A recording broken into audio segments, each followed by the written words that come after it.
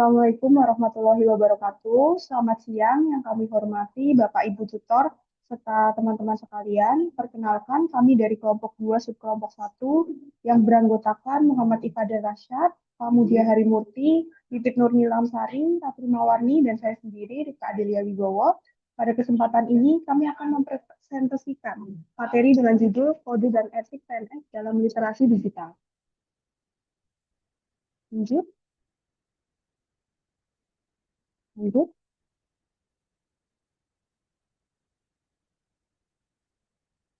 Oke. Selanjutnya ada latar belakang.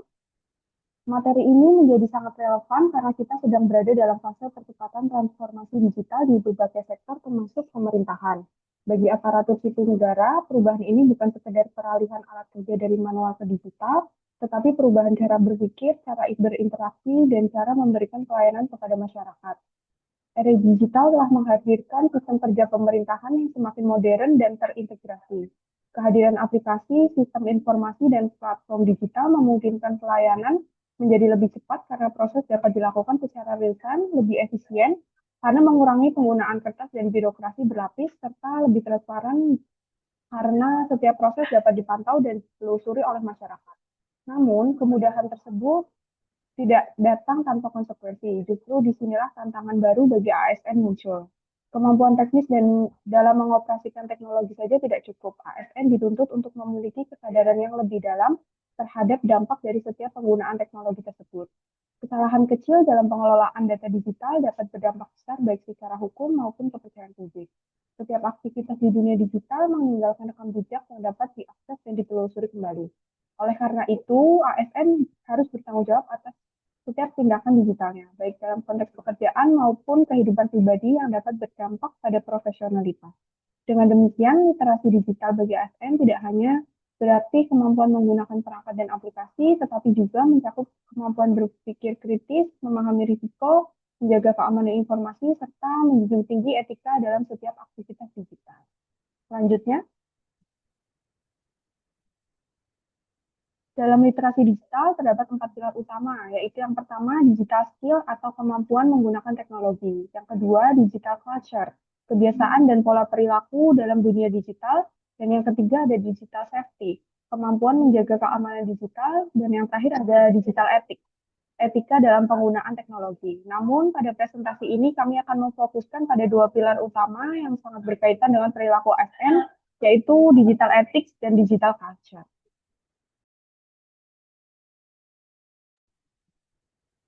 Digital ethics atau etika digital merupakan seperangkat nilai, norma, dan prinsip yang menjadi pedoman dalam menggunakan teknologi secara bijak.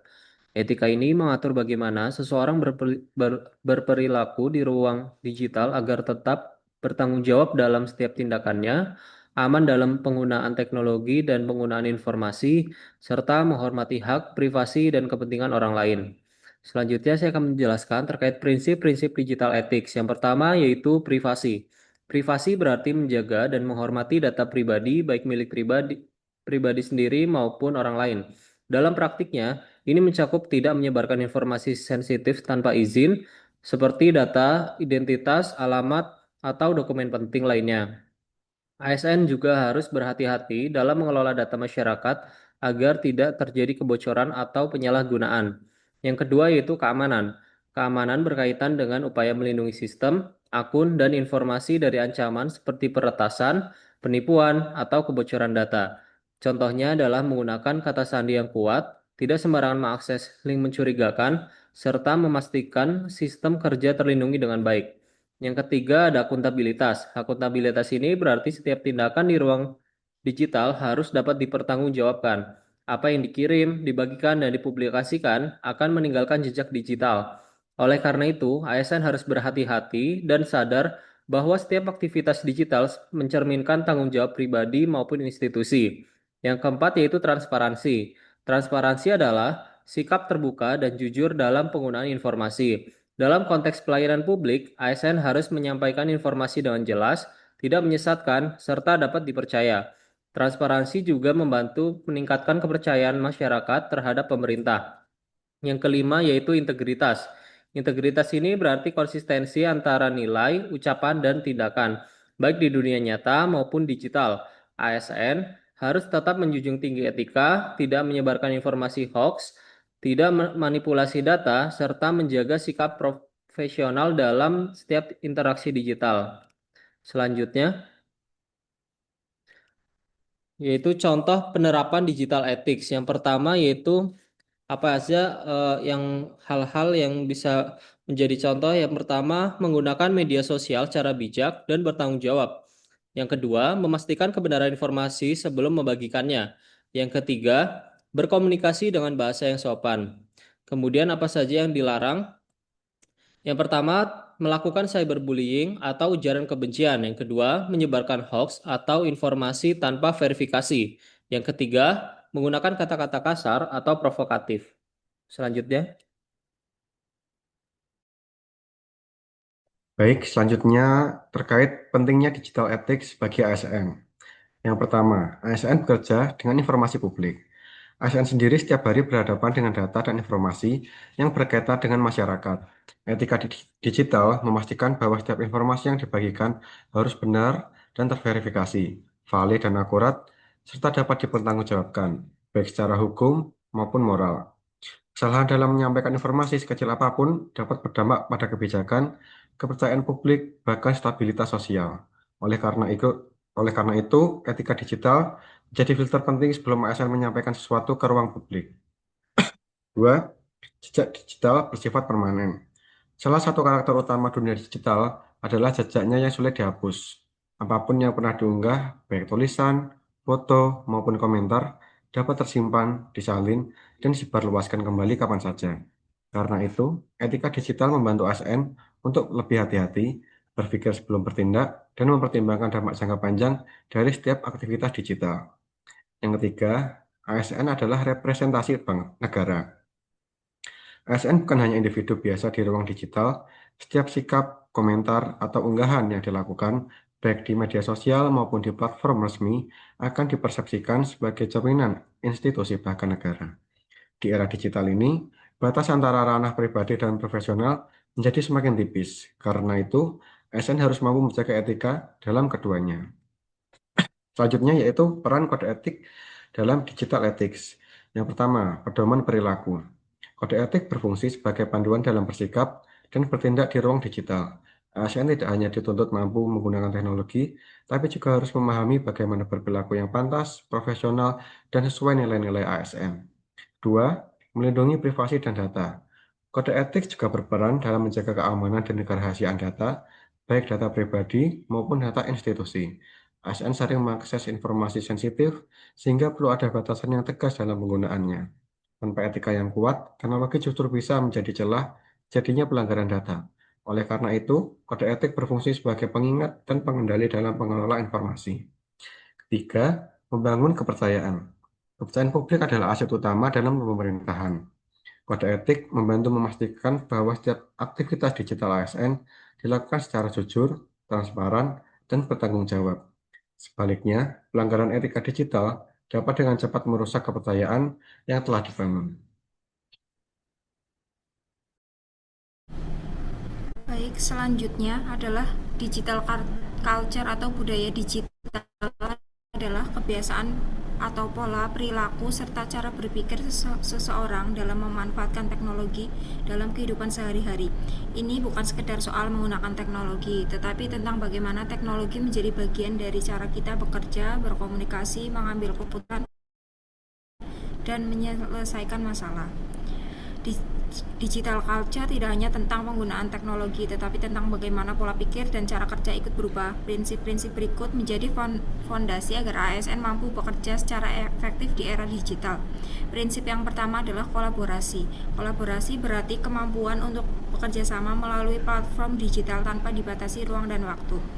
Dalam budaya digital, pekerjaan tidak lagi bersifat individual atau terkotak-kotak. Dengan kolaborasi digital, pekerjaan menjadi lebih cepat selesai dan hasilnya lebih optimal karena melibatkan banyak perspektif. Yang kedua, inovasi. Inovasi adalah kemampuan untuk memanfaatkan teknologi dalam menciptakan solusi baru yang lebih efektif dan efisien. ASN tidak hanya menjalankan sistem yang ada, tetapi juga berpikir kreatif untuk memperbaiki atau menyederhanakan proses kerja. Budaya inovasi membuat ASN lebih proaktif dan mampu menjawab kebutuhan masyarakat yang terus berkembang. Kemudian prinsip yang ketiga adalah adaptif. Adaptif berarti cepat menyesuaikan diri dengan perubahan teknologi, sistem maupun kebijakan. Di era digital ini perubahan terjadi sangat cepat sehingga ASN harus memiliki kesiapan untuk terus belajar. ASN yang adaptif dan tidak tertinggal melainkan justru mampu memanfaatkan perubahan sebagai peluang. Kemudian prinsip yang terakhir adalah keterbukaan. Keterbukaan adalah sikap menerima ide, masukan, dan perubahan dengan pikiran yang positif. Dalam budaya digital, informasi mengalir dengan cepat sehingga diperlukan sikap terbuka untuk terus berkembang. Keterbukaan akan mendorong terciptanya lingkungan kerja yang lebih dinamis, inovatif, dan kolaboratif. Kemudian next slide. Berikut adalah do and don'ts dalam contoh penerapan digital culture. Yang pertama adalah menggunakan teknologi untuk meningkatkan produktivitas kerja. Kemudian beradaptasi dengan perkembangan teknologi digital. Dan yang ketiga, memanfaatkan aplikasi digital untuk efisiensi pelayanan. Kemudian don'ts-nya adalah menggunakan teknologi hanya untuk kepentingan pribadi saat jam kerja, menolak perubahan dan enggan belajar hal baru serta mengandalkan cara manual yang tidak efisien.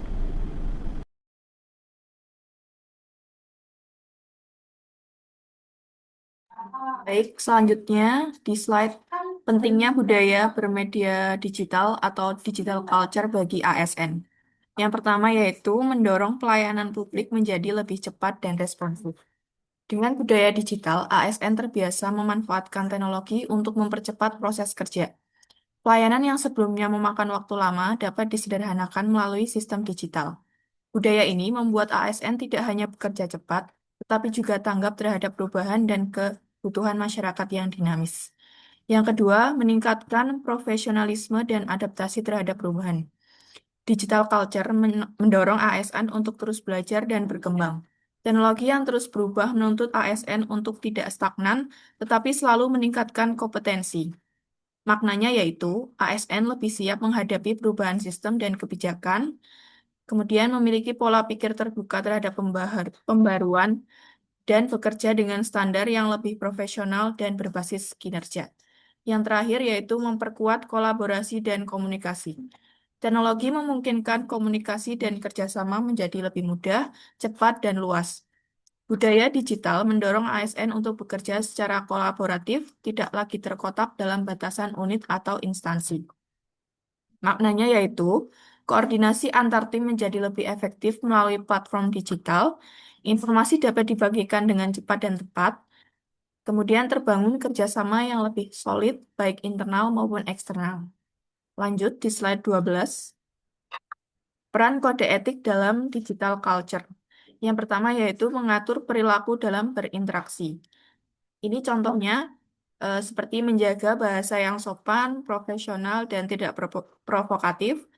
Yang kedua, menghindari perdebatan yang tidak produktif atau menyerang pribadi.